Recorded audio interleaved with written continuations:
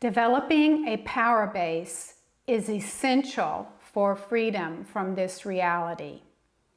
Because we have a brain that has been structured with our family lineage and with our DNA patterning to create a false reality here, you cannot free yourself without a power base that comes from a higher frequency of light, a higher frequency of consciousness. Because your brain will usually, almost always, give you false information, the wrong perception, and the illusion that is not the highest way to perceive reality. So you cannot trust your brain. You cannot trust your belief systems, because people in the world are created by a false ego persona that they build around themselves and in themselves from their beliefs from the world, from their actions from the world, and from the reality of the world. And so their brain patterns are formulated to perceive reality based on what the world is telling them. So your brain will create all kinds of fantasies, all kinds of realities, all kinds of belief systems that are not true. And this is why we are continuously trapped in this particular reality. And after you die, you go into the astral worlds, continuing this particular reality, because we become addicted to our false persona, addicted to our ego self, and we do not even know where or what higher consciousness is and what exists beyond this reality. So when we die, we continue to live this reality. So the way to free ourselves from the earth reality and in the afterlife, the trap of the astral worlds, living your same false ego self, is to build a power base that comes from a higher frequency of light and a higher consciousness. And I have talked about this numerous times when I have been talking about the sacred fire. And I have a lot of videos on activating the sacred fire, using it for building a sphere of protection and for cleaning your lineage. But I'm wanting to clarify for all of my followers and new people too, that this sacred fire cannot be manipulated by you. You cannot say, I call on the sacred fire to go do this, to go do that, to clean this out, to clean this out. That is not how the sacred fire works. The sacred fire is beyond your desires and ego, necessities, or needs. The sacred fire is intelligent. The sacred fire knows exactly what to do. And you won't have the sacred fire until you have a vortexual spin activation. Because you can meditate today with my videos, my meditation videos, and you can call on the sacred fire, and that's all good. You should call on the fire. You should call on it from your divine blueprint to come in and to transform you. You can do that. But then your mind, after making that calling, has to be quiet and shut up. Because your mind is acting from the brain, which is corrupt. Your mind cannot get involved with the sacred fire. You have to surrender to the music I have provided. There are 2 videos here with music, and then there's the major activation music, which is in my Patreon group, and that's the one that is really generating powerful vortexual spins. But the ones right now in the YouTube channel will begin to get you into the vicinity in reaching towards the frequency of the sacred fire. But to build a power base, you first have to have vortexual spin activations. And I've told you, these are very powerful energy that comes into your body and shakes your body. And what it does is when the spin is truly activated, it locks your entire physical body and your electromagnetic body and all your chakras in a vortex. And that vortex is a spinning vortex. So when you are meditating and you want to spin, that's not the sacred fire. When you're meditating and you call on the sacred fire to cleanse this or cleanse that or go here or go that, that's not the sacred fire. That is your brain trying to imitate what it thinks the sacred fire will do, because our brain has been programmed by the world. And so our brain wants to fill in the unknown with the known. So the brain will say, I'm going to bring the sacred fire in. Oh, I feel it. I feel all these energies. Now I'm going to tell it to cleanse my third chakra, or I'm going to tell it to cleanse and heal me, or I'm going to tell it to go out and cleanse someone I know. And now that is just your brain filling in the unknown for a known program that it has learned in the belief systems of the world. And as long as you are interfering with the sacred fire, you cannot access the sacred fire. The sacred fire is intelligent. It knows exactly what to do. All our job is to get out of the way. And this is what a true spiritual warrior is. And I've had a video on spiritual warrior with, my favorite 1970s TV show, Kung Fu, with Kane. A true spiritual warrior has dissolved the brain ego and is not getting its belief systems from the influence of the world's patterns, because our brain is programmed on fear. Our brain is programmed to fill in the unknown with a known. Now get this, the brain wants to fill in the unknown with the known. And this is the big hiccup with everybody that I'm working with, and with any students that are coming here to understand transformation, higher consciousness, and freeing yourself. You cannot fill in the unknown with your perceived known. You interfere with the fire. When the fire descends, you have to be brave enough, spiritual warrior, you have to be brave enough to surrender to it, to surrender to the unknown, to say, I don't know what to do here, but I trust. And I've done video on trusting the unknown. I trust the unknown. I trust that which is beyond my brain's comprehension. I trust that higher consciousness to take control and to do what needs to be done. Because the sacred fire, when it is activated, it will shake your body, and it will shake it very powerfully. And then once it starts to shake it very powerfully, it will get into a rhythm that is now like a pulsing, spinning rhythm. And your head, you're not going to go like this and then get dizzy because you spun yourself. That's not the sacred fire. You can be, after a sacred fire activation with the vortex, you can be very lightheaded, but it isn't a spinning dizziness. The sacred fire expands your consciousness. So there is a sense of spaciousness after an activation, but you're not feeling really like a dizzy feeling. But it is a powerful motion, and the motion will start moving, and the spin will start going, and you can hear it, and sometimes you can see it moving around you.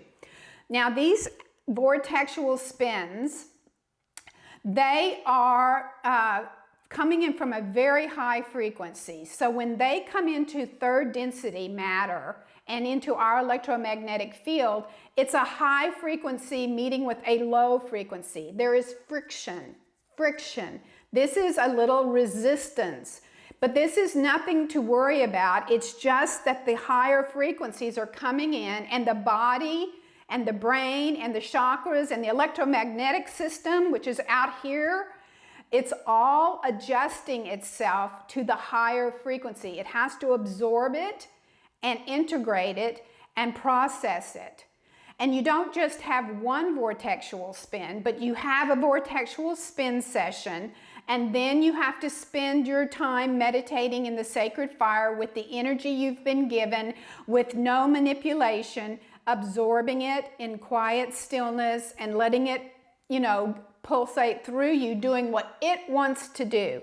It knows which chakras are congested.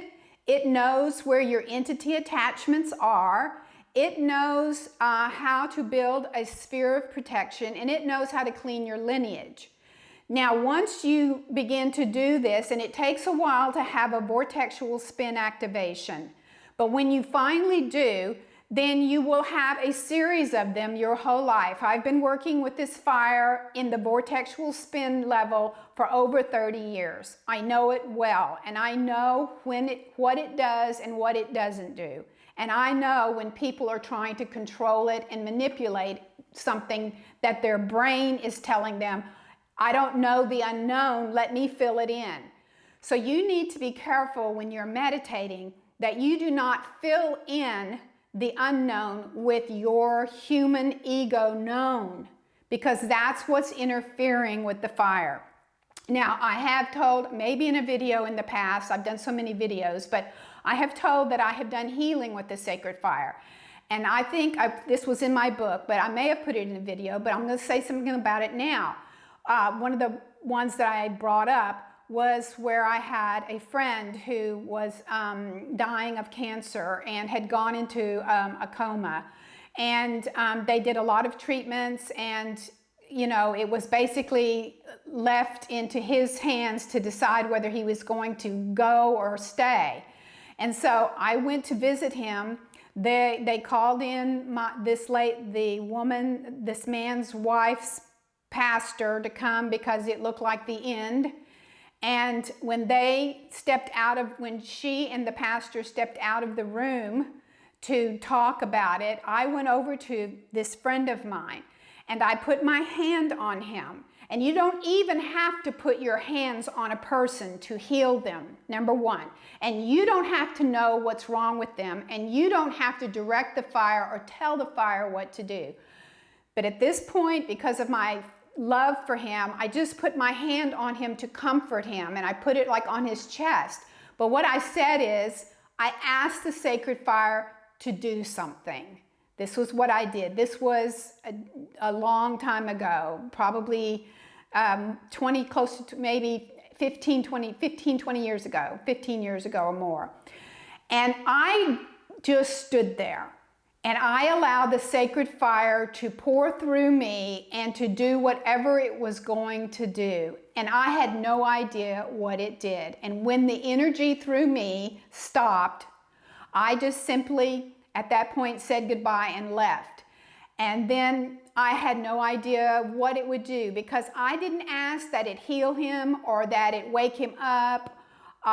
I didn't ask anything of the fire, because the fire is intelligent and knows what to do.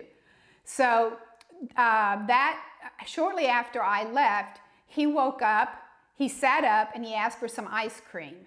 And he went home. And so, but the day that I had done that activation, that sacred fire healing, and I went home that night, and I had an astral travel or a lucid dreaming event where he and his wife came to see me. And this is in the astral plane. And they thanked me for releasing the fire to him. And so for him, he actually used that energy to wake up.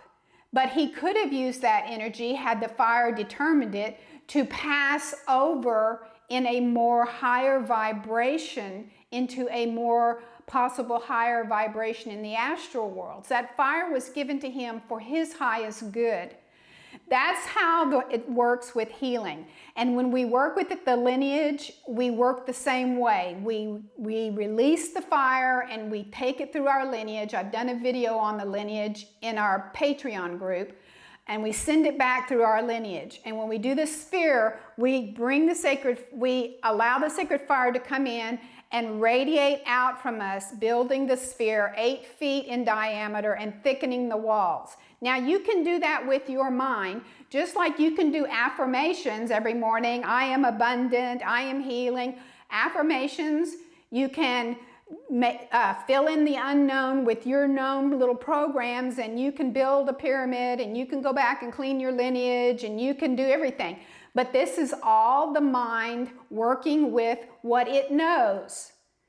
And you have to wait. I mean, you can do that. There's not necessarily anything negative with doing that. It actually kind of starts setting up the energy. So you can, of course, build your sphere right now. You can, of course, work with cleaning your lineage. And you can do this under the intent of the sacred fire doing it. And of course you can do that right now because your intention will work towards activating the sacred fire. So this is okay. But I want you to understand this isn't the real energy. This isn't the power base. This is your mind filling in the unknown with the known. This is your mind creating an intent, which is okay. It's an okay intent to heal yourself, to clean your chakras, to build spheres and lineage. These are okay, but don't confuse that with the real power base. You have to build a power base in your system. These are the vortexual spins. They come in, they're powerful. They shake every fiber of your being. Because it's unknown to you, you'll panic. And you don't want to panic. That's not the spiritual warrior. The spiritual warrior does not panic and does not stop the spinning. When it begins, the spiritual warrior surrenders. The spiritual warrior shuts off his mind. Our brain is our biggest hindrance to freedom. Our brain is programmed for death. Our brain is programmed for the astral worlds. You want freedom, you have to bypass the brain programming that's down here. The ego brain self we all created. I've had to work through this just like I'm telling you. I'm a little ahead of the game because I've been doing it for so long. I'm trying to help you understand it so you don't waste a lot of time doing stuff that's not helping you.